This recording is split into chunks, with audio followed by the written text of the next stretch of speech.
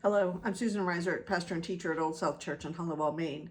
This is the word of the week. The week is October 2nd, 2025, and this week's word is the word mustard, as in mustard seed or mustard plant or shrub. There's a parable in the Gospel according to Mark that goes like this. Jesus also said, "With what can we compare the kingdom of God? Or what parable will we use for it? It is like a mustard seed, which, when sown upon the ground, is the smallest of all the seeds on earth. Yet when it is sown, it grows up and becomes the greatest of all shrubs." There's a lot to be gleaned from these short verses, but there are two things that I'll share for today. One, in a time when the large and big seemed to hold sway and appeared to convey the best, big box stores, big arenas, and the ability to fill them, big personalities, etc., Jesus says, embrace the small. It is in the small things that there is much to get excited about. In small things, there is always potential.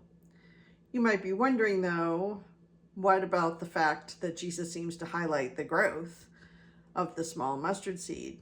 That's true, but it's also true that the mustard seed didn't grow into something incredibly large. It didn't grow into a redwood tree or a large oak. It grew into a shrub. Embrace the small. 2, for the first century audience, this parable would have been pretty shocking on several levels, but certainly in the choice of plant.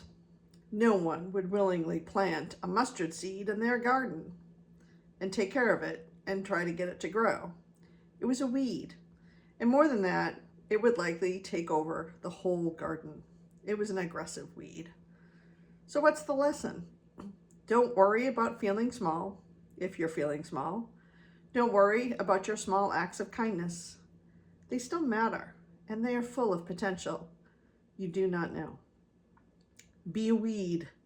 Know that following Jesus is about following a road that is not welcomed by the powers that be. Be your wonderfully weedy self. Share love and kindness. Be merciful and gracious.